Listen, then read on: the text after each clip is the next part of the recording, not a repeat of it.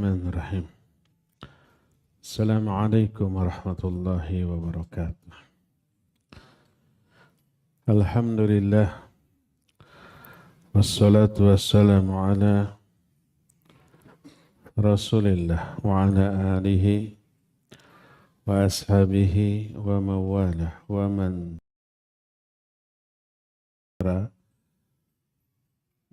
pendengar radio Tarbiyah Sunnah baik melalui radio di 1476 AM ataupun melalui streaming melalui beberapa media sosial, Facebook, Instagram, TV, dan yang lain-lain yang Allah muliakan. Kita kembali berjumpa membahas satu tema yang sangat perlu, yaitu bahaya dari kebodohan. Kebodohan ketika merajalela akan menebar kerusakan. Karena itulah maka menyebarnya kebodohan termasuk salah satu di antara tanda-tanda kiamat. Nabi SAW menyatakan min asyratis sa'ah ayyaqillal ilmu wa yakthurul jahlu. Di antara tanda-tanda kiamat adalah ilmu semakin sedikit, kebodohan semakin merajalela. Jadi makin dekat zaman ini kepada kiamat, kebodohan semakin meluas. Yang dimaksud kebodohan di sini adalah bodoh tentang ilmu syar'i, bukan tentang ilmu dunia. Kalau ilmu dunia makin kesini makin berkembang. Tapi kalau ilmu syar'i semakin kesini semakin sedikit, ulamanya semakin sedikit, kualitas ilmu para ulamanya juga semakin berkurang dibanding ilmu para ulama zaman baheula. Berkata Imam Ibn Qayyim rahimahullahu ta'ala dalam kitab Ighathatul Lahafan, waqad qila inna fasadal qasdi min fasadil ilmi wa illa falau alima ma fi dharri min al-madarrah wa lawazimiha haqiqatal ilmi lamma atharah. Sesungguhnya rusaknya niat itu bersumber dari rusaknya ilmu. Kalau ada orang ibadah, amal soleh, tapi niatnya rusak, riya atau untuk dunia, sehingga bukan hanya tertolak, tapi juga diazab. Capek gawe, teka pake, parijeng di teke, bikin bete. Itu orang yang tidak ikhlas. Salat, fawailul musallin, akan diazab, celaka orang yang salat. Salah satunya alladzina hum yura'un, orang yang riya. Semua orang yang niat ibadahnya rusak karena dunia, baik karena pujian, sanjungan, apresiasi, karena uang, karena jabatan, rusak niatnya, rusak amalnya, dan itu disebabkan karena rusaknya ilmu. Kenapa? Kalau seseorang mengetahui bahaya dari sesuatu serta efek buruk yang ditimbulkannya, tidak mungkin orang itu akan menomorsatukan hal yang bahaya tersebut. Walihada kata Imam Ibn Qayyim, man alima min ta'amin syahyin ladhidhin annahu masmumun fa innahu la yuqaddimu alaih. Kalau ada seorang yang tahu ada makanan enak syahyun teh apa bahasa Indonesia? Tempting. pikabitaeun. Apa bahasa Indonesia itu? Bikin ngiler. Pikabitaeun, tempting, syahid, enak, tapi beracun. Siapa yang memakannya mati. Walaupun enak, walaupun pikabitaeun, tapi tahu itu mematikan, tidak mungkin dia berani untuk memakannya karena ada bahaya. Jadi kalau seorang tahu bahaya dari sesuatu, walaupun enak, walaupun menyenangkan, nggak mungkin dia melakukannya. Jangankan yang mematikan, yang enak tapi tidak mematikan, bagi orang yang disiplin tinggi nggak mau menyentuh. Contohnya bala-bala atau cikopi pakai gula pasir, enak pisan. Apalagi campur bala-bala, regot, cikopi di pagi hari. Sarapan itu bisa lewat. Tapi membahayakan tubuh. Kombinasi antara minyak, tepung yang digoreng plus gulanya itu menimbulkan bahaya. Walaupun untuk jangka panjang, mual waktu itu mati enggak. Orang yang disiplin tinggi enggak akan menyentuh itu. Apalagi kalau yang langsung mematikan. Berdasarkan hal itu, maka orang yang mengetahui bahaya dari sesuatu, dia akan menjauhinya. Adapun orang yang tidak tahu, asal enak, asal itu membuat dia senang, tapi tidak tahu ada bahaya yang terkandung di dalamnya, maka pasti dia akan melakukannya. Dari sinilah kata Imam Ibnu Qayyim rahimahullahu ta'ala, kata beliau, walihada kanal imanul haqiqiyu huwa alladhi yahmilu sahibahu ala fi'li ma yanfa'uhu wa tarki ma yadurruh. Oleh karena itu iman yang hakiki adalah iman yang membawa orang yang memiliki iman tersebut, mendorong dia untuk melakukan hanya yang manfaat dan meninggalkan apa yang madarat. Dan itu disebabkan karena iman, dan iman itu lahirnya dari ilmu. Ilmu melahirkan keimanan, keimanan melahirkan dorongan untuk berbuat amal, dan melahirkan sikap memfilter seluruh keburukan. Makin kuat iman, dorongannya itu makin tinggi. Dan daya tahan terhadap godaan makin hebat. Ibarat baterai. Kalau baterainya full 100%, dipasang ke mobil-mobilan anak, di-on-kan, ngebut, bisa loncat itu. Daya dorongnya luar biasa. Tapi kalau baterainya lowbat, cuma 5 watt, 5%, begitu di-on-kan, gitu ya, cuma gerak dikit. Tapi tidak bisa menggerakkan untuk lari kencang. Iman itu ibarat gitu. Lemah iman, daya dorong untuk ibadah dan amal soleh lemah. Dan juga rapuh. Tapi kalau iman tinggi, dorongan tinggi, daya tahan juga hebat. Dan iman sangat dipengaruhi oleh ilmu. Betapa banyaknya ayat Al-Quran yang menjelaskan pengaruh ilmu kepada iman. Coba lihat, perhatikan ayat-ayat berikut. Pertama, surah An-Nisa 162. Allah subhanahu wa ta'ala menyatakan, lakinir rasikhuna fil ilmi minhum wal mu'minuna yu'minuna bima unzila ilaika wa ma unzila min qablika wal muqimina as-salah wal mu'tuna az-zakah. Adapun orang-orang yang mendalam imannya, mendalam ilmunya di kalangan mereka, mereka akan beriman kepada apa yang diturunkan kepadamu dan yang diturunkan kepada sebelummu. Imannya itu karena ilmu yang sudah berurat akar di dalam jiwanya. Lihat surah Ali Isra ayat 107.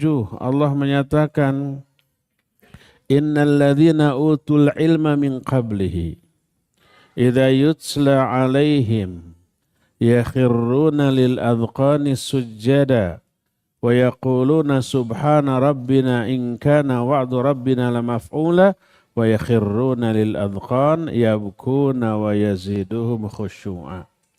Sesungguhnya orang-orang yang diberi ilmu sebelum mereka, orang yang berilmu, bila dibacakan kepada mereka ayat-ayat kami, mereka tersungkur sujud karena ilmunya. Lalu mereka berkata, Maha Suci Allah. Sesungguhnya janji Allah itu pasti terlaksana. Lalu mereka pun tersungkur, menangis, dan bertambahlah kekhusyuan mereka. Lihat pengaruh ilmu kepada iman dan juga ibadah. Sebaliknya kebodohan mengurangi iman sekali. Apa akibatnya? Ibarat baterai yang sudah habis, dia tidak bisa memberi dorongan untuk beribadah dan beramal soleh, dan tak punya filter, tak punya pertahanan dalam menerima godaan. Godaan apapun bakal masuk. Akibatnya apa? Dia tidak ibadah, tidak amal soleh.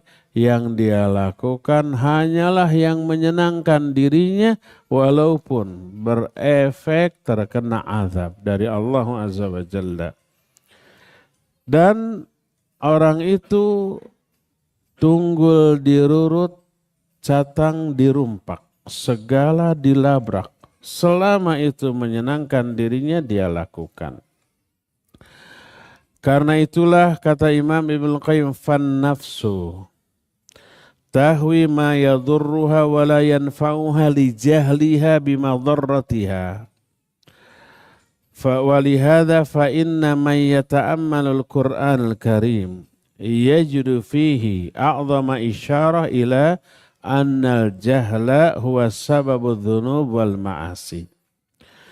Jiwa selalu cenderung kepada yang madarat dan yang tak bermanfaat, itu karena kebodohan dia tentang efek buruk yang ditimbulkannya.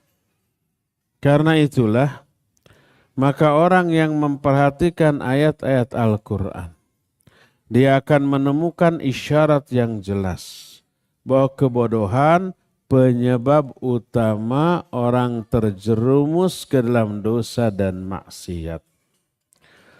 Coba perhatikan ayat-ayat berikut ini yang menunjukkan korelasi yang erat antara kebodohan dengan semua jenis keburukan. Pertama, Al-Quran surah Al-A'raf 138 tentang Bani Israel. Baru saja diselamatkan oleh Allah dari cengkraman Fir'aun. Si Fir'aun itu sudah ditenggelamkan ke Laut Merah, mati. Ketika Nabi Musa berjalan dengan Bani Israel, mereka melewati sekelompok orang yang sedang menyembah beberapa patung. Apa respon Bani Israel? Qalu ya Musa, ij'al lana ilahan kama lahum alihah. Hai, mereka berkata, ya Musa, buatkan bagi kami satu patung sesembahan sebagaimana mereka juga punya banyak patung sesembahan. Minta patung. Berarti ini perbuatan syirik. Seburuk-buruk keburukan, sezalim-zalim kezaliman, sejelek-jelek kejelekan. Apa kata Nabi Musa? Kata beliau, qala innakum qaumun tajhalun. Bahasa kita mah dasar kalian majelma bodoh. Sudah ada sembahan yang hak, yaitu Allah, minta dibuatkan sesembahan. Ini syirik. Dan kata Nabi Musa, innakum qaumun tajhalun, kalian ini orang bodoh, menunjukkan kebodohan itulah yang mendorong mereka terjerumus ke dalam perbuatan syirik. Lihat lagi kisah Nabi Lut alaihissalatu wassalam. Saya harus hati-hati ketika menjelaskan ini. Jangan sampai keluar satu kata kunci yang menyebabkan seluruh akun saya diblok tuh sama si Siriwil tuh.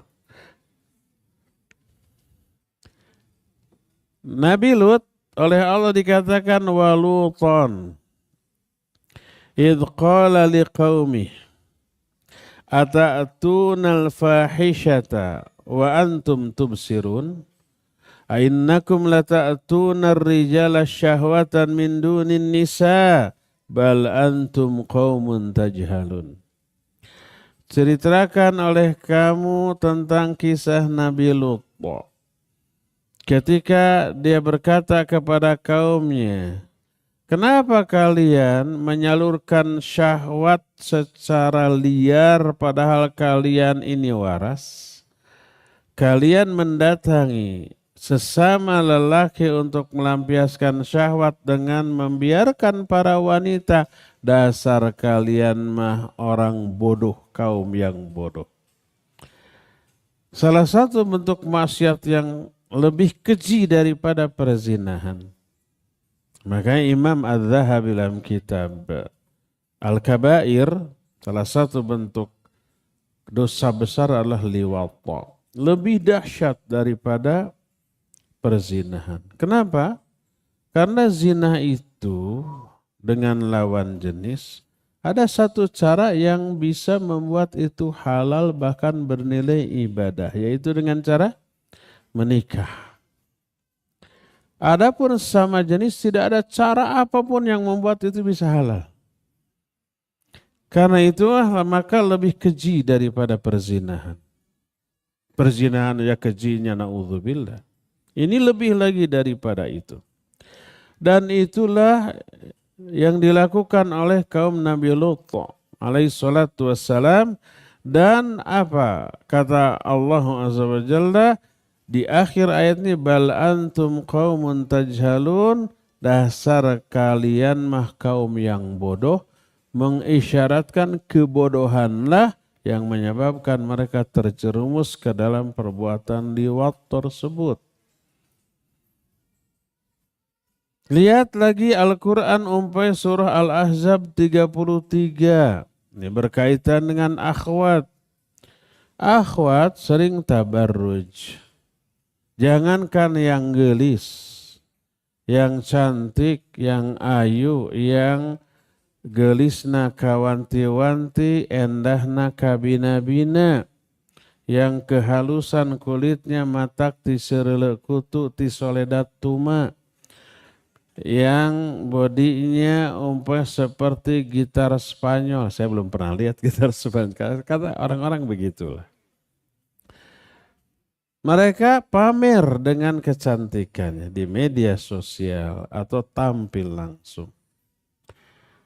Itu namanya tabarruj. Jangankan yang cantik begitu, yang jelek juga pamer. Fotonya difilter, jadi sehingga bagus gitu ya. Sehingga banyak lelaki tertipu LDR pakai video call. Gelisna kawanti-wanti endahna kabina-bina. Kopi darat. Pas kopi darat yang tadinya kayak gitar Spanyol sekarang kayak badut. Urete. Yang tadinya difoto di video kulitnya putih bersih ibarat salju gitu. Sekarang ibarat tawa buruk. Kecewa. Ada yang begitu? Banyak. Tabarruj diembel-embeli oleh Allah dengan sebutan jahiliyah. Allah menyatakan waqarna fi buyutikun wala tabarrajna tabarrujal jahiliyatil ula. Diamlah kalian di rumah-rumah kalian, hai para wanita, dan jangan bertabarruj seperti tabarrujnya orang-orang jahiliyah. Orang-orang bodoh, menunjukkan tabarruj itu produk kebodohan. Jadi maksiat seperti itu lahir dari kebodohan. Termasuk ketika Nabi SAW diajak oleh orang-orang kafir Quraisy, yuk kita kolaborasi dalam beribadah. Kami menyembah Tuhan kalian. Kalian harus menyembah Tuhan kami. Apa respon dari Rasul sallallahu alaihi wasallam? Allah turunkan wahyu dalam surah Az-Zumar 64. Kata Allah, "Qul afa ghairallahi ta'muruni a'budu ayyuhal jahilun?" Apakah kepada selain Allah kalian perintahkan aku untuk ibadah, wahai orang-orang bodoh? Maknanya, ajakan untuk berbuat syirik adalah produk kebodohan. Dan banyak lagi ayat-ayat yang lainnya. Kata Imam Ibnu Qayyim, wa ghairuha minan nusus ad-dalati ala anna ma waqa'a fihi an-nas min syirkin wa kufrin wa fujurin wa irtikabin lil ma'asi a'zamu asbabihi al-jahlu billah wa bi asma'ihi wa sifatihi wa bi thawabihi wa iqabihi. Dan banyak lagi ayat-ayat, nas-nas lain yang menunjukkan bahwa yang menyebabkan orang terjerumus ke dalam perbuatan syirik, kufur, fujur, atau dosa dan maksiat, penyebab utamanya adalah kebodohan. Kebodohan tentang Allah, terhadap Allah, namanya, sifatnya, atau syariatnya, dan kebodohan tentang pahala dan siksanya. Oleh karena itu, setiap orang yang bermaksiat kepada Allah Azza wa Jalla dan dia mengetahui bahwa itu dosa, orang itu bodoh. Sebagaimana penjelasan para sahabat dari kalangan salafus soleh ketika menafsirkan ayat tentang hal itu. Setidaknya ada 3 ayat. Pertama, Al-Quran surah An-Nisa ayat 17. Kata Allah Azza wa Jalla, "Innamat taubatu 'ala Allah lilladzina ya'maluna as-su'a bijahalatin thumma yatubuna bihi min qarib. Faulaika yatubullahu 'alaihim wa kana Allahu 'aliman hakima." Hanyalah taubat yang diterima oleh Allah adalah taubat yang diperuntukkan bagi orang yang melakukan keburukan karena kebodohan. Kemudian mereka segera tobat. Maka merekalah orang-orang yang tobatnya Allah terima dan Allah Maha mengetahui dan Maha hakim. Ini ayat pertama. Orang melakukan dosa karena kebodohan. 2, surah Al-An'am 54, kata Allah, kataba rabbukum ala nafsihi rahmah annahu man amila minkum su'an bijahalatin thumma taba min ba'dih wa aslaha fa innahu ghafurur rahim. Allah telah menetapkan sifat rahmat atas dirinya, sifat kasih sayang Allah. Salah satu bentuknya diungkapkan di sini. Siapa orang di antara kalian yang melakukan satu dosa karena kebodohan, kemudian dia tobat setelah itu dan berbuat amal soleh, maka sungguhnya Allah Maha Pengampun dan Penyayang. Melakukan dosa karena kebodohan. Ini yang kedua. Sama dengan ayat yang tadi. Ayat ketiga surah An-Nahl 119 Allah menyatakan, "Tsumma inna rabbaka lilladzina 'amilus su'a bijahalatin tsumma tabu min ba'di dzalika wa aslahu Inna rabbaka min ba'diha laghafurur rahim. Kemudian sesungguhnya pernyataan Allah bagi orang-orang yang melakukan dosa karena kebodohan. Dosa karena kebodohan. Kemudian dia tobat setelah itu. Lalu beramal soleh, berbuat maslahat. Maka Allah Maha Pengampun dan Penyayang. 3 ayat ini tiga-tiganya menyatakan orang berbuat dosa karena kebodohan. Ketika menjelaskan ini berkata Syekh Abdurrahman As-Sa'di rahimahullah kitab tafsirnya. Tafsiru Kalimir Rahman. Kata beliau, wa ma'na qawluhu bijahalatin fil ayat. Ay jahalah min fa'iliha bi'aqibatiha wa ijabiha li sukhtillahi wa iqabih. Wa jahlu minhum linadharillahi wa muraqabatihi lah. Wa jahlu minhu bima ta'ulu ilaihi min naqsil iman au adami.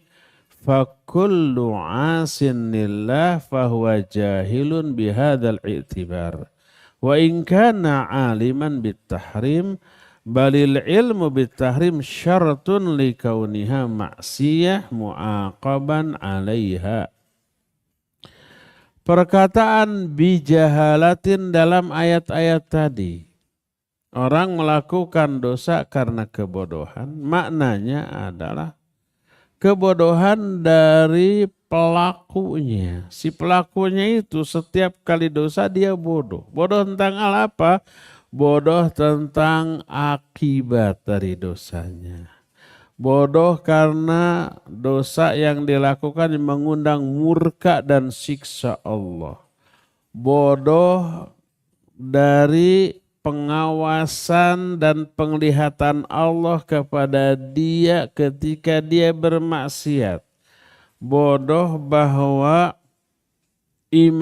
dosanya itu bisa mengurangi iman, bahkan bisa menghilangkan iman sama sekali.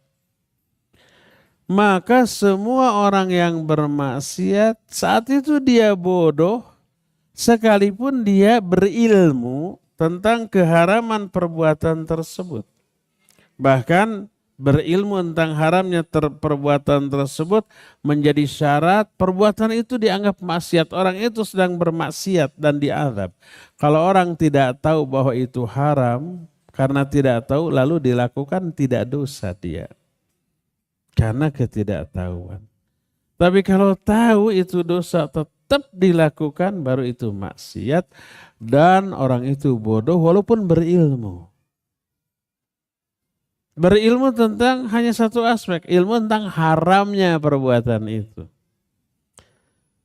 Tapi tetap dilakukan bodoh dia. Karena apa? Pertama dia tidak tahu atau minimalnya lupa bahwa Allah melihat. Bahwa Allah murka, bahwa Allah itu akan mengazab, bahwa dosanya itu bisa mengurangi iman, bahkan menghilangkan iman sama sekali. Itu yang tidak dia fikirkan ketika dia melakukan dosa dan maksiat. Oleh karena itu, ketika para ulama ahli tafsir menafsirkan ayat ini, termasuk ahli tafsir dari kalangan para sahabat, semuanya sama. Bahwa orang walaupun dia ulama besar, ketika terjerumus dalam dosa dan maksiat saat itu dia bodoh. Berkata Imam Abul Aliyah rahimahullah. Abul Aliyah ini bertemu dengan Nabi SAW, tapi tidak dianggap sahabat. Karena ketika berjumpa dengan Nabi SAW, dia masih kafir, belum Islam. Setelah Nabi wafat, baru masuk Islam. Belajar Islamnya ke kalangan para sahabat. Makanya para ulama memasukkan Abul Aliyah ke dalam golongan tabi'in. Kata Abul Aliyah rahimahullah annahu kana yuhaddithu anna ashaban Nabi SAW kanu yaqulun kullu dzambin asabahu abdun fahuwa bijahalatin.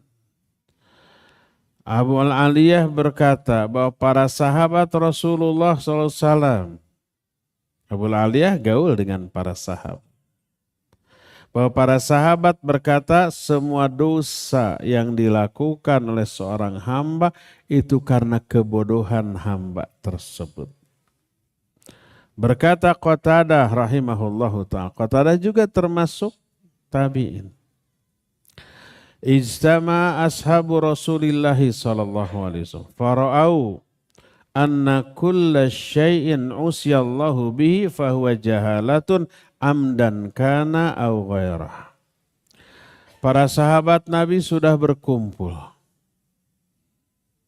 Lalu mereka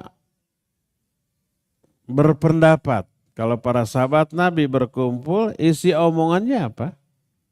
Ilmu. Kalau para ulama berkumpul, isi omongannya apa? Ilmu. Mereka kalau berkumpul menghindarkan pembicaraan tentang dua hal. Dua hal ini menjadi materi utama kita kalau ngumpul. Apa dua hal yang paling dihindari oleh para ulama, para sahabat ketika ngumpul? Pertama, makanan. Yang kedua, akhwat. Dua ini yang menjadi materi pokok obrolan para ikhwan. Pika sebelian ikhwan banyak. Kalau ngobrol tanpa dua ini nggak seru kayaknya ya. Padahal dua ini yang paling dihindari, itu ikhwan. Kalau akhwat lebih lagi dari itu. 10 kalimat pertama aman. Masuk kalimat ke-11 baru ngomongin ikhwan. Tuh, ngaku. Kalau ikhwan 100 kalimat pertama aman. Masuk 101 baru ngomong makanan. Ke-200 baru akhwat. Ke-201 bubar. Sudah. Itu ikhwan. Kata Qatadah, ijtama ashabu Rasulillah SAW. Para sahabat Rasul SAW berkumpul. Faru'au. Mereka melihat. Anna kulla syai'in usyallahu bih fahuwa jahalah amdan kana au ghairah. Mereka berpandangan semua kemaksiatan yang dilakukan kepada Allah itu adalah kebodohan baik sengaja atau tidak. Termasuk berkata Mujahid. Mujahid tabi'in murid Ibnu Abbas radhiyallahu anhuma, ahli tafsir paling terkemuka di kalangan tabi'in. Karena langsung belajar ke Ibnu Abbas. 3 kali itu bolak-balik. Maksudnya bukan 3 kali pertemuan. 3 kali khatam dari Al-Fatihah, belajar ke Ibnu Abbas, tafsirnya sampai Anas, tamat balik lagi sampai 3 kali. Makanya Imam Sufyan Ats-Tsauri berkata, idza ja'aka tafsir min Mujahid fahasbuk. Kalau datang tafsir kepadamu dari Mujahid cukup bagimu. Jangan bertanya lagi kepada yang lain. Sebab dia puncak ilmu tafsir di zamannya. Kata Mujahid, kullu man asa rabbahu fahuwa jahilun hatta yanzi'an maksiatihi. Semua orang yang maksiat kepada Allah dia bodoh sampai dia meninggalkan kemaksiatannya. Di bagian lain diungkapkan dengan kalimat kullu man amila bi maksiatillahi fadzaka minhu bijahlin hatta yarji'an. Semua orang yang melakukan perbuatan maksiat kepada Allah ketika itu dia bodoh sampai dia kembali dari kemaksiatannya. Berkata Imam As-Sudai rahimahullahu ta'ala, madama yu'sallahu fahuwa jahil. Selama Allah didurhakai, selama itu orang tersebut bodoh. Berkata Ibnu Zaid rahimahullah, kullu mri'in amila syai'an min ma'asillah fahuwa jahilun abadan hatta yanzi'a anha. Semua orang yang melakukan amal buruk berupa maksiat kepada Allah, dia itu bodoh selama-lamanya sampai dia meninggalkan kemaksiatannya tersebut. Dan banyak lagi ungkapan para ulama, baik dari kalangan para sahabat, para tabi'in, tabi'un tabi'in dan seterusnya yang menjelaskan orang yang maksiat ketika itu bodoh. Maknanya kebodohanlah yang menjadi penyebab dia jatuh ke dalam maksiat. Kadang-kadang muncul pikiran tahu ini maksiat, tapi gampang nanti setelah ini tobat. Ada yang begitu? Ada. Ada apa banyak? Banyak apa semua? Semuanya begitu. Dan ini yang dilakukan oleh saudara-saudara Yusuf ketika mau ada rencana membunuh Nabi Yusuf karena iri. Nabi Yusufnya diapakan? Dianak emaskan oleh ayahnya, kan gitu ya. Sama-sama anak, tapi spesial nih pakai telur. Nabi Yusuf. Sampai kita bunuh yuk. Musyawarah akhirnya sepakat jangan dibunuh tapi dimasukin ke dalam sumur. Jangan dibayangkan sumur di kita. Sumur di kita paling 5-10 meter bisa naik. Ini mah nggak kelihatan si si dasarnya juga. Makanya sumur di daerah Padang Pasir disebut bi'run syatun. Syatun itu satu akar kata dengan setan. Makna syatun jauh. Karena jauhnya jarak antara permukaan tanah dengan air. Yang sampai gak kelihatan saking gelapnya. Diceburin ke sana Yusuf. Sepakat. Lalu kata mereka nanti setelah ini kita tobat dan beramal soleh. Dijelaskan dalam surah Yusuf seperti itu. Nah ini semuanya adalah kebodohan. Salah satu di antara bentuk kebodohan. Walaupun setelah dosa ini kita akan tobat lalu beramal soleh. Bodohnya di itu dosa tahu. Tahu nggak harus tobat? Tahu. Kenapa tidak tobat juga? Susah ya. Gitu. Sok ke pemabuk. Tahu nggak mabuk itu dosa? Tahu. Tahu akan diazab? Tahu. Tahu harus tobat? Tahu. Kenapa nggak tobat juga? Berat. Karena tobat adalah amal soleh yang agung. Yang tak bisa dilakukan kecuali hidayah dari Allah. Kalau nggak dapat hidayah, nggak bisa tobat. Walaupun dia tahu harus tobat. Tetap kecenderungan hatinya kepada dosa lagi. Kadang merembet, tidak hanya dosa yang sama, merembet kepada dosa yang lain. Ingat, sering saya bilang, satu dosa yang kita lakukan melahirkan efek domino kepada dosa-dosa lain. Saya kurang suka dengan istilah efek domino. Tapi karena peribahasanya begitu ya dipakai juga. Tahu kartu domino? Balak genap gini. Si Gombar. Itu domino kan istilah untuk main kartu. Kartu domino itu diberdirikan dengan jarak tertentu. Berdiri semua ada ratusan atau ribuan gitu. Yang paling depan dijatuhkan ke belakang, menimpa kartu di belakangnya, akhirnya rubuh semua ya. Satu jatuh berefek semuanya jatuh. Dari sana lahir peribahasa efek domino. Satu kali berbuat dosa melahirkan perbuatan dosa yang lainnya. Begitu efek domino itu mananya ya? Iya aja lah. Saya juga belum tahu, tapi dikira-kira begitu. Lihat sabda Rasul SAW dalam hadis sahih riwayat Imam Bukhari dan Imam Muslim. Iyyakum wal kadhiba fa innal kadhiba yahdi ilal fujur wal fujura yahdi ilan nar. Jauhi oleh kalian berdusta karena dusta memberi efek terhadap perbuatan fujur. Jadi setiap dosa dua efeknya tuh. Dua-duanya disebut fujur. Fujur itu mencakup dua makna. Pertama al-wuqu' fil ma'asi, yang kedua al-khuruj minat ta'ah. Itu perkataan Syekh Al-Utsaimin rahimahullah dalam kitab Syarah Riyadhus Shalihin ketika membahas hadis ini.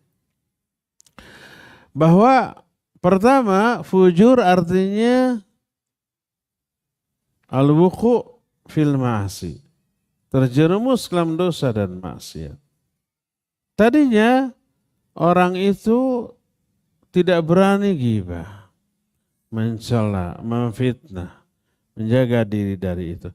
Suatu saat dia berdusta. Setelah berdosa menjadi berani ghibah, berani dia mencela, berani dia memfitnah, berani melakukan dosa lain. Itu fujur. Karena dosa berdusta mengakibatkan lahirnya keberanian untuk melakukan dosa-dosa lain, akhirnya terjerumus dalam dosa-dosa lain yang sebelumnya tidak pernah dia lakukan. Itu fujur yang pertama. Kedua, al-khuruj anit ta'ah, keluar dari ketaatan, tercabut hidayah. Tadinya seseorang itu kalau Senin Kamis selalu saum, malam selalu bangun untuk tahajud. Setiap hari odoj baca Quran, one day one juz. Terus setiap beres sholat fardu selalu diikuti oleh rawatib qabla atau ba'da. Begitu seterusnya. Taat dia. Suatu saat dia berdusta. Apa yang terjadi efek dari dusta? Akibatnya malam pas bangun malas tahajud.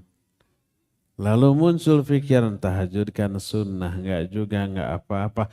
Tarik lagi selimut, bablas sampai subuh. Keluar dari ketaatan dalam bentuk tahajud. Seninnya biasanya saum tapi kok lelesnya, laparnya gitu. Apalagi nanti akan ada yang ngirim si montong nih. Akhirnya kan ini sunnah. Akhirnya dia berhenti dari saum sunnah. Tadinya odoj pas baca Quran baru selembar dua lembar. Nah haroreamnya tidak nikmat lagi. Tutup lagi. Khuruj anit ta'ah. Efek dari berdusta.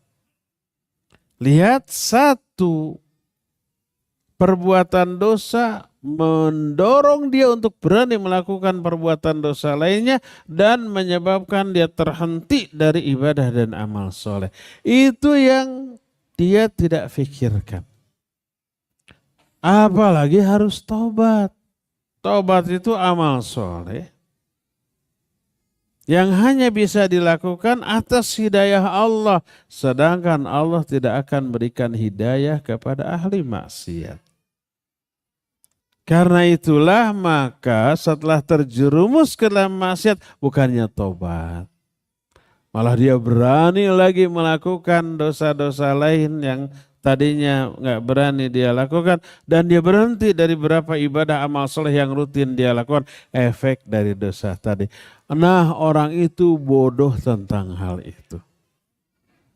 Dari sinilah kita mengetahui bahaya dari kebodohan karena bisa menjerumuskan pelakunya kepada keburukan. Berkata Syekhul Islam Ibn Taimiyah rahimahullahu ta'ala dalam kitab Iqtida'us Siratul Mustaqim.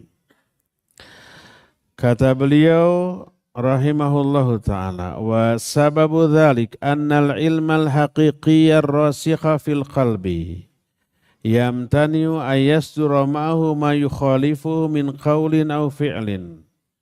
Famata sadara khilafuhu falabuda min ghaflatil qalbi anhu au dha'fil qalbi an muqawamati ma yu'ariduhu wa tilka ahwalu tanaqudi haqiqatil ilmi fayasiru jahlan bihadzal i'tibar.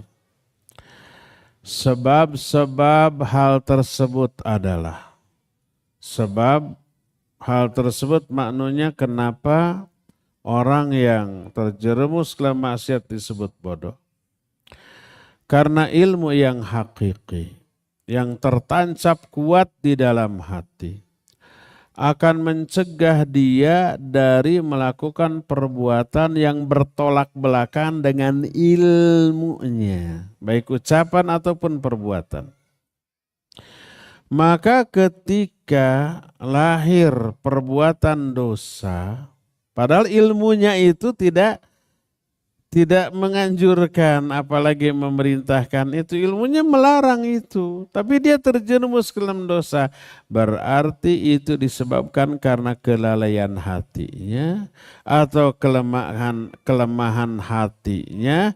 Dan itu keadaan orang yang sikapnya bertolak belakang dengan ilmunya, maka ketika itu dia berubah menjadi bodoh.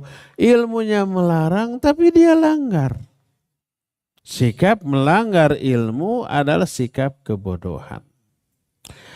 Maka berkata Imam Ibn Qayyim dalam kitab Ighathatul Lahafan, kata beliau, fal jahlu billahi da'un khatirun wa maradun fattakun yajurru ala sahibihi minal wailat wal awaqibil wakhimah asyai'il kathir. Kebodohan tentang Allah adalah penyakit yang sangat berbahaya, penyakit yang mematikan, yang akan menyeret pelakunya kepada kebinasaan dan akibat buruk yang sangat banyak.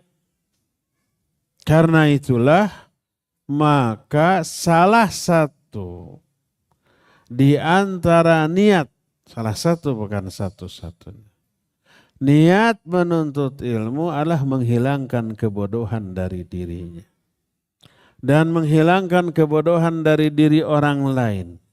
Itu dikemukakan oleh Imam Ahmad rahimahullah. Itu juga yang dikutip oleh Syekh Al-Utsaimin dalam Kitabul Ilmi, bab tentang beberapa hal yang bisa menghalangi orang dari meraih ilmu. Kata Imam Ahmad, al-ilmu la ya'diluhu syai'un in sahhatin niyah. Ilmu itu tidak ada bandingannya kalau niatnya benar. Ditanya kaifa dzalik, bagaimana niat yang benar dalam menuntut ilmu? Beliau menyatakan yanwi raf'al jahli an nafsihi wa an ghairihi. Dia harus meniatkan mencari ilmu untuk menghilangkan kebodohan dari dirinya dan dari diri orang lain. Dengan hilangnya kebodohan, hilang sumber keburukan. Dengan hilangnya kebodohan, hilanglah sumber segala macam penyimpangan. Lalu setelah kebodohan dari dirinya hilang, hilangkan juga kebodohan itu dari diri orang lain. Setelah belajar, dia mengajar. Jadilah dia manusia terbaik. Kenapa disebut manusia terbaik? Karena dia telah melenyapkan, menghilangkan sumber dari segala keburukan dari dirinya dan dari masyarakat pada umumnya. Berkata Nabi SAW dalam hadis sahih riwayat Imam Muslim, khairukum man ta'allama al-Quran wa 'allamahu. Sebaik-baik kalianlah orang yang belajar Al-Quran, tidak hanya belajar bacanya aja, isinya yang terpenting. Lalu dia mengajarkannya. Coba perhatikan ayat Allah tentang kriteria manusia terbaik. Kata Allah, kuntum khaira ummatin. Kalian sebaik-baik umat. Apa yang dilakukan oleh sebaik-baik umat? Ta'muruna bil ma'ruf wa tanhauna 'anil munkar. Kalian menyeru orang berbuat ma'ruf, melarang orang dari kemungkaran. Dakwah. Ba'mar ma'ruf nahi munkar itu memberantas keburukan, menyebarkan kebaikan, dan orang itu pasti melakukan amar ma'ruf nahi munkar dengan ilmu, dengan mengajarkan ilmu tersebut. Tidak dengan kekerasan, bawa tongkat, rotan, lalu orang diancam, hayo tinggalkan kemungkaran, kalau enggak dijepret. Hayo sholat, kalau enggak dijepret. Begitu bukan amar ma'ruf nahi munkar? Bukan. Tapi dengan memberi ilmu. Ini lakukan. Faidahnya ini. Ini tinggalkan karena bahayanya ini. Memberi ilmu, berdakwah, sharing ilmu, hilangkan kebodohan dari mereka, maka hilangnya kebodohan merupakan tindakan menghilangkan sumber seluruh keburukan.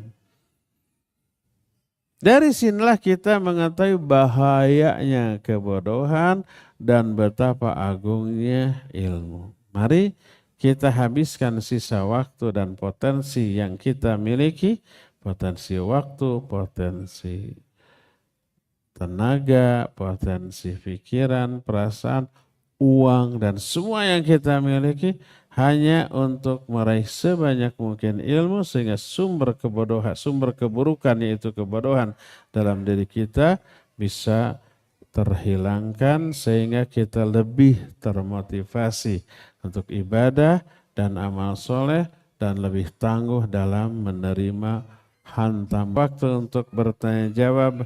Wa sallallahu ala nabiyina Muhammadin wa ala alihi wa ashabihi wasallam. Ya, kita masuki sesi tanya jawab. Kalau ada ikhwan yang mau ngacung silakan, kalau ahwat pakai tulisan saja. Cung.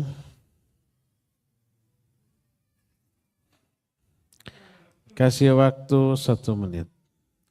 1 menit nggak ada pertanyaan, alhamdulillah. Saya langsung pulang.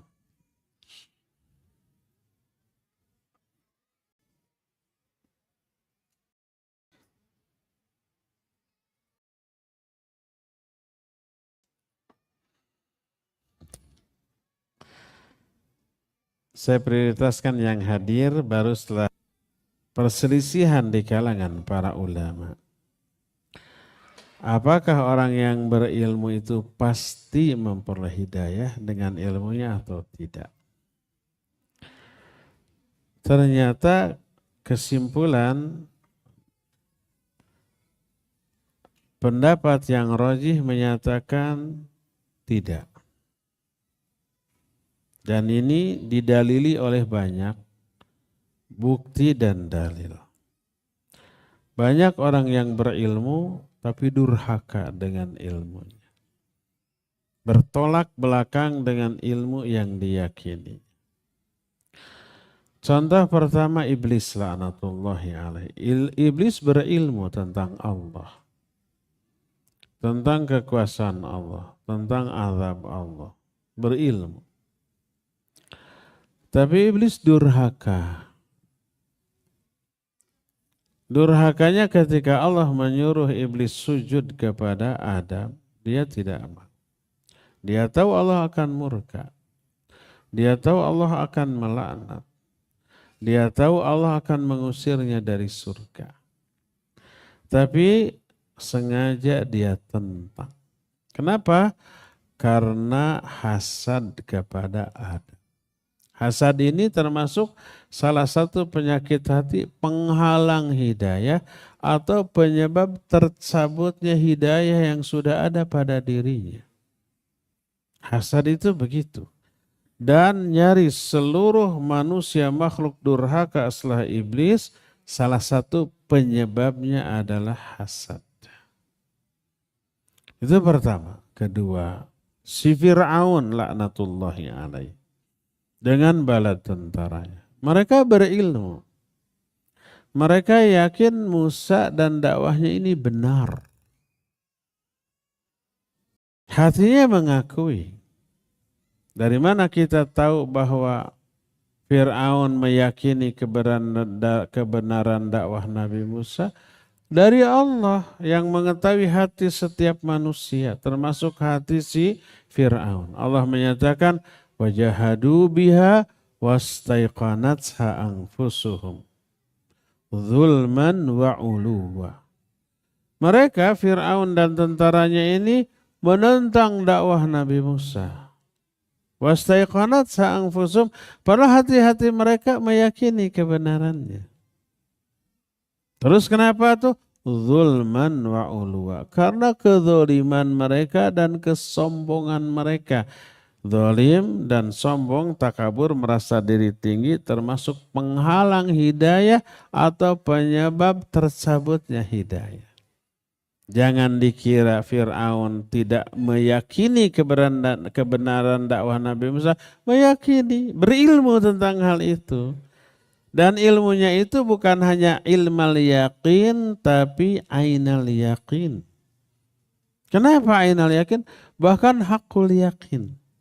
Kenapa hakul yakin? Sebab sudah merasakan pahit getirnya azab Allah di dunia kepada mereka ketika mereka durhaka. Apa azabnya? Macam-macam. Karena pertama dikasih paceklik yang panjang. Kelaparan mereka, kelabakan mereka. Akhirnya datang, hei Musa, minta kepada Allah agar Allah mencabut ini. Kami akan beriman, berdoa dicabut. Ingkar lagi. Turun lagi azab. Semua air jadi darah. Itu disebutkan dalam Al-Quran. Taubat lagi, dicabut lagi. Ingkar lagi.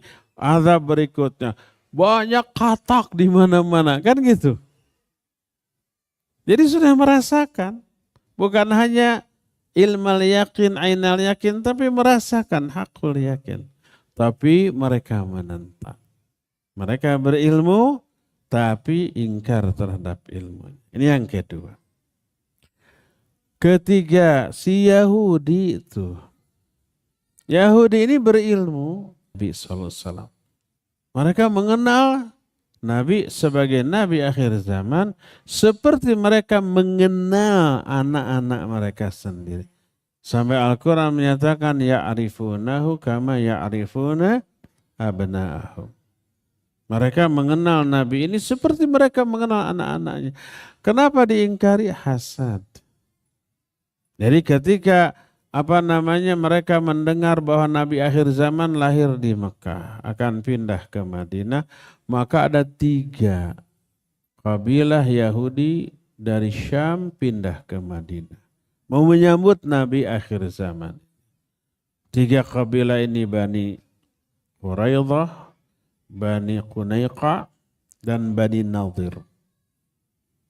Selama mereka menunggu kedatangan Nabi di Madinah, mereka terlibat rivalitas yang keras dengan orang-orang kafir Quraisy.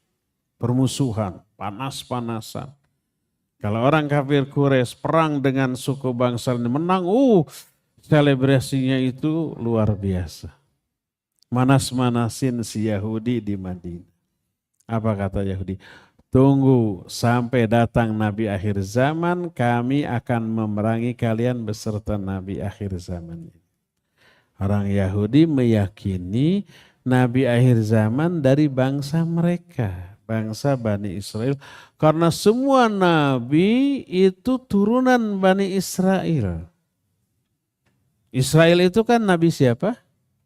Nabi Yakub. Nama lain Nabi Yakub adalah Israel.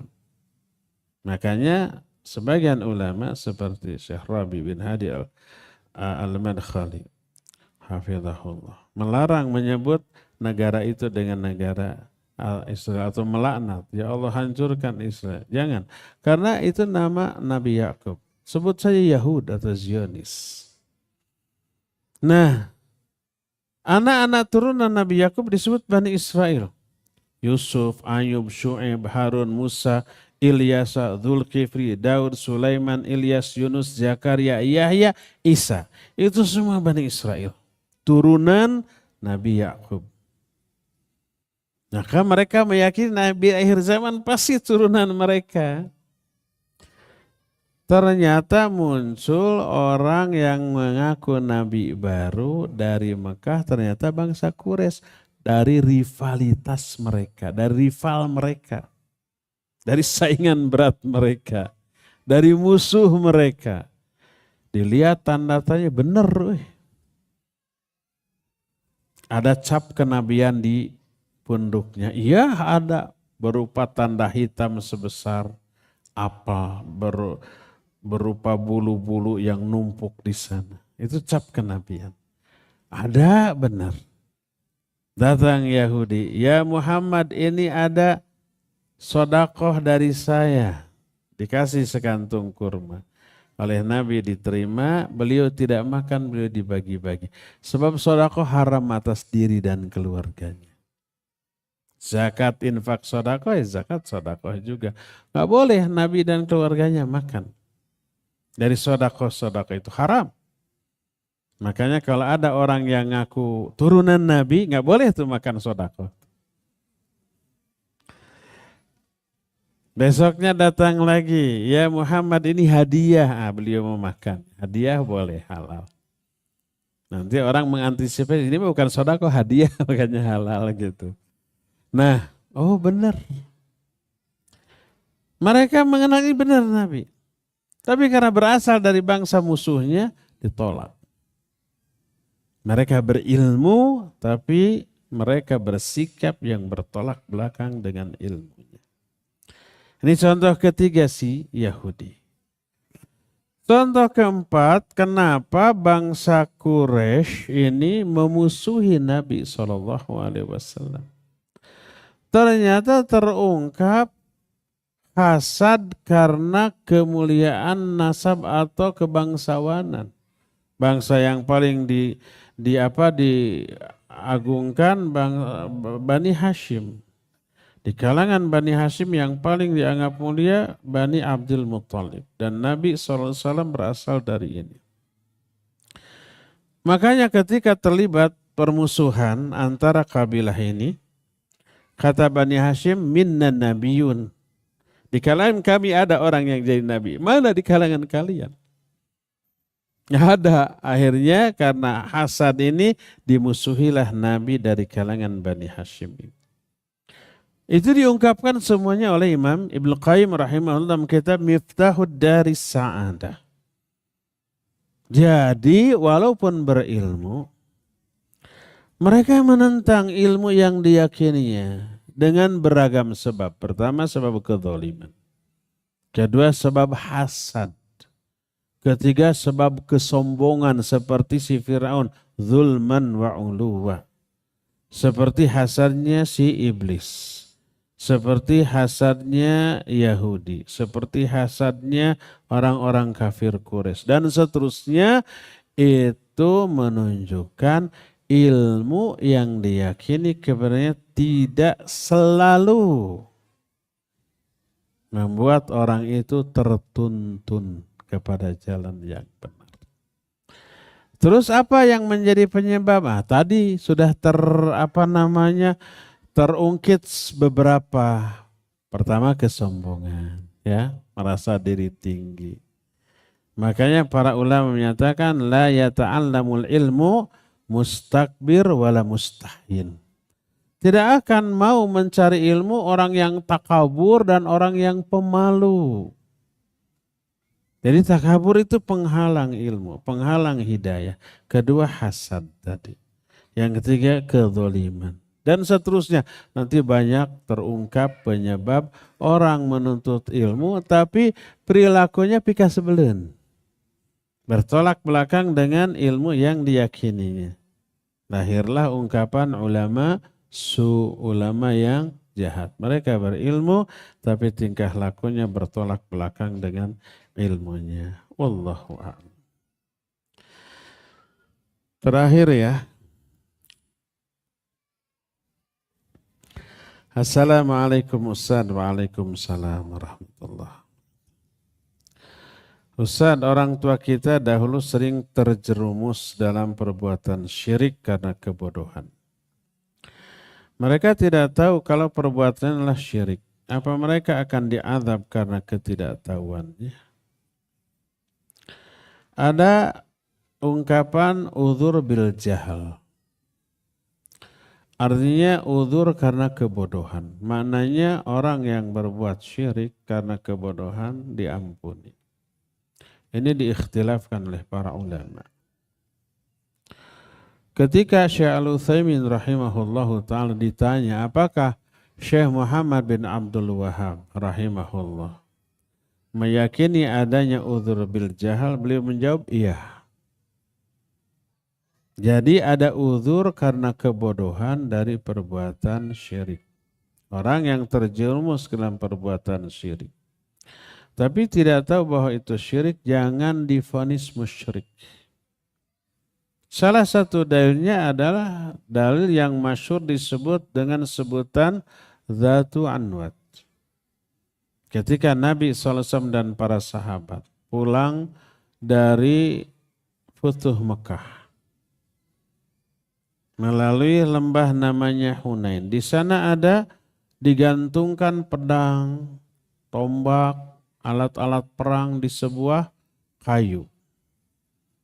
Mereka meyakini pedang yang disimpan di sana di kayu-kayu tersebut, kayu itu sudah dimantra-mantrai, sudah pakai jampe-jampe harupat, gerak gede, gerak lompat, dan seterusnya.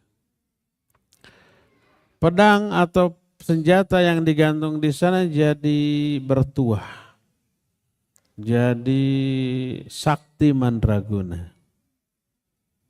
Disebut Dzatu Anwat, sejenis jimat.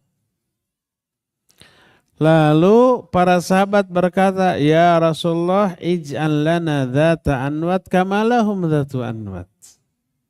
Wahai Rasulullah, buatkan bagi kami dzatu anwat seperti mereka juga punya dzatu anwat. Mereka meyakini kalau Nabi yang bikin pasti lebih mujarab gitu. Apa kata Nabi SAW? Kalian telah berkata kepadaku seperti perkataan kaum Nabi Musa kepada Musa, ij'al lana ilahan kama lahum alihah. Buatkan bagi kami patung sesembahan sebagaimana mereka juga punya patung sesembahan. Minta jimat, minta Dzatu Anwat sama dengan minta patung sesembahan. Syirik apa tidak? Syirik. Sahabat sudah terjerumus ke dalam i'tikad. Ada yang menyangka, bukankah belum dilakukan? Iya, tapi i'tikadnya sudah ada. Keyakinannya sudah ada. Tapi oleh Nabi SAW tidak dikatakan, kalian sudah musyrik, sudah murtad, keluar dari Islam, hayo syahadat lagi. Enggak, hanya dijelaskan.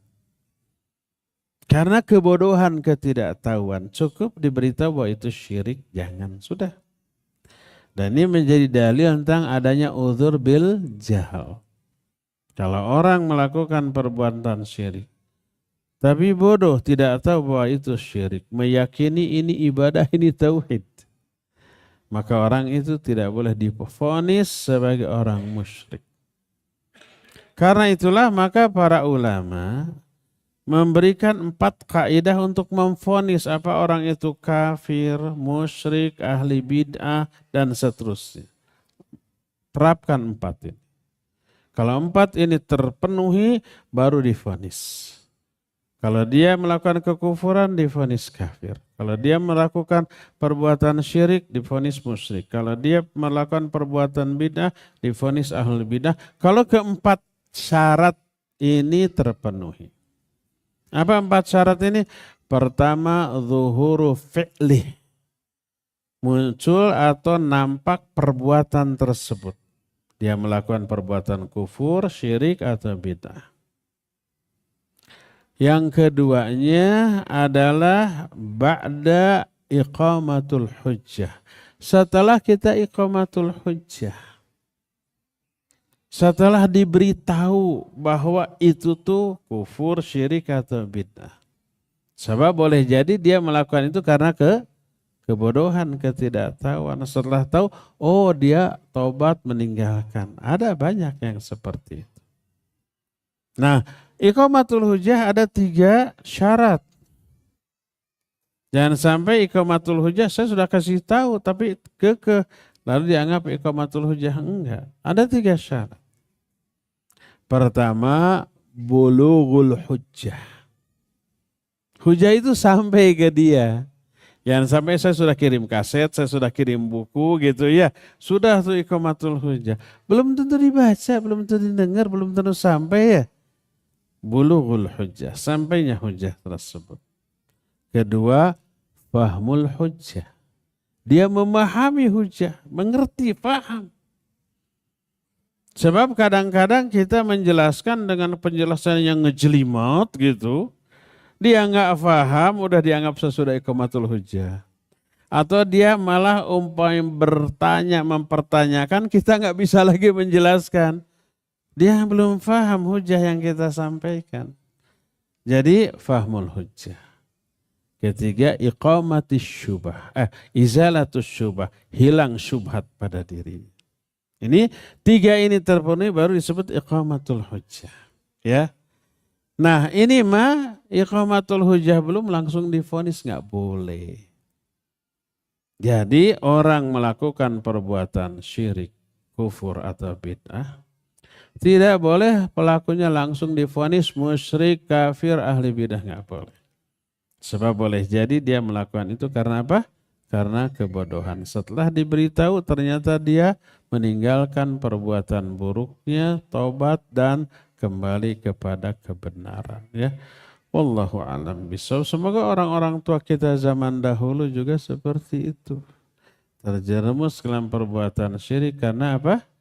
Karena ketidaktahuan. Semoga Allah mengampuni.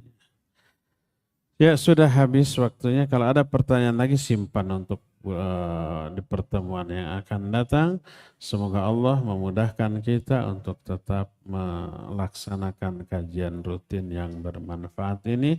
Wassallallahu ala nabiyina Muhammadin wa ala alihi wa wasallam. Wassalamualaikum warahmatullahi wabarakatuh. Subhanakallah.